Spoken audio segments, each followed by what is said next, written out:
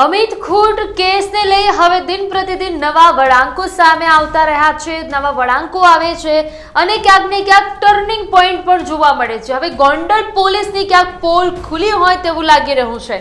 તમને જણાવી દઈએ કે અનિરુદ્ધસિંહ જાડેજાની ધરપકડ બાદ એક બીજો મુખ્ય આરોપી અતાઉલ્લા ખાનની પણ પોલીસ દ્વારા ધરપકડ કરવામાં આવી હતી। અતાઉલ્લા ખાને ગોંડલ પોલીસની જે પોલો છે તે છતી કરી છે અને તેમના પર ગંભીર આરોપ અને આક્ષેપ લગાવ્યા છે।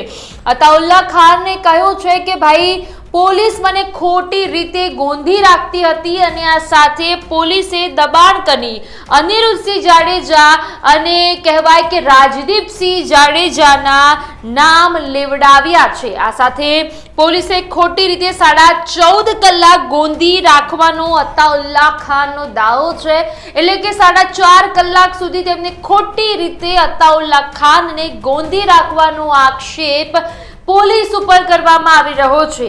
પોલીસે ખોટી રીતે 4.5 કલાક ગોંધી રાખ્યાના આક્ષેપ સાથે સાથે અતાઉલ્લા ખાને એવું પણ જણાવ્યું કે પોલીસ અધિકારીએ વિડીયો કોન્ફરન્સથી મારું સ્ટેટમેન્ટ જે છે તે પણ રેકોર્ડ કર્યું છે। 20 સપ્ટેમ્બરના રોજ ધરપકડ કરવામાં આવી તેવું અતાઉલ્લા ખાનનું કહેવું છે। અતાઉલ્લા ખાન પછી એમાં એ પણ ઉમેરે છે કે સત્તાવાર ધરપકડ 21 તારીખના રોજ બતાવવામાં આવી છે, તો ભાઈ મારી ધરપકડ 20 સપ્ટેમ્બરના રોજ કેમ કરવામાં આવી એ પણ અતાઉલ્લા ખાનનો એક સવાલ છે। 5 મહિનાથી ફરાર અતાઉલ્લા અનિરુદ્ધસિંહ જાડેજાની ધરપકડ બાદ ઝડપાયા છે।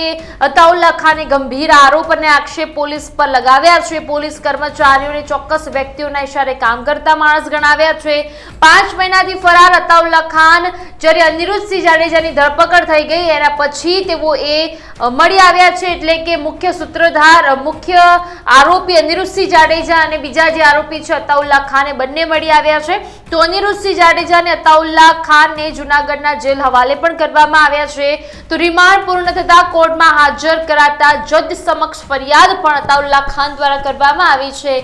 હવે દિન પ્રતિદિન કહેવાય કે અમિત ખૂટનો જે કિસ્સો છે તે રસપ્રદ બનતો જાય છે કે મુખ્ય આરોપી છે કોને પકડવું, કારણ કે એક બાદ એક તો રહસ્ય ખુલી રહ્યા છે।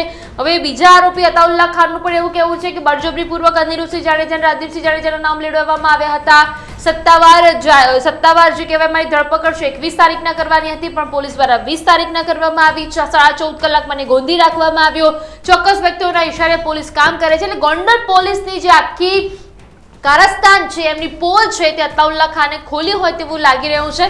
સાથે સાથે અતાઉલ્લા ખાને એવું પણ કહ્યું કે ભાઈ મારું વિડીયો કોન્ફરન્સથી મારું રેકોર્ડિંગ પણ કરવામાં આવ્યું છે, એટલે ભવિષ્યમાં જો જરૂર પડે તો એ પણ તપાસ કરી શકો છો, એમ કરીને તેમના દ્વારા આખો જે કેસ છે તે ખોલવામાં આવ્યો છે। હાલાકી તમને ખબર છે અમિત ખૂટે જે દિવસે આત્મહત્યા કરી તે દિવસે તેમના 4 પાનાની સ્યુસાઇડ નોટ હતી, હવે પાના પણ FSLમાં મોકલવામાં આવ્યા છે। રાઇટિંગ કોના છે એ બધું જ ખબર પડ્યા પછી સમાચાર એવા પણ સામે આવ્યા કે ભાઈ અનિરુદ્ધસિંહ જાડેજા અને રાજદીપસિંહ જાડેજાનો કંઈ વાંક નથી। હવે પાછું એવું આવે છે કે અનિરુદ્ધસિંહ જાડેજા અને રાજદીપસિંહ જાડેજાનું નામ સામે આવી રહ્યું છે, એટલે આ આખો કિસ્સો છે એની આટીઘૂટીમાં ફર્યા કરે છે, એમને ખબર નથી પડતી, અથવા તો પોલીસ આરોપીને શોધી પાડવામાં નિષ્ફળ છે, અથવા તો પોલીસ જે વ્યક્તિઓ છે જે આરોપીઓ છે તેની બચાવણી કરતું હોય તેવું લાગી રહ્યું છે। હાલાકી અતાઉલ્લા ખાન અને અનિરુદ્ધસિંહ જાડેજાને જૂનાગઢની જેલના હવાલે કરવામાં આવ્યા છે।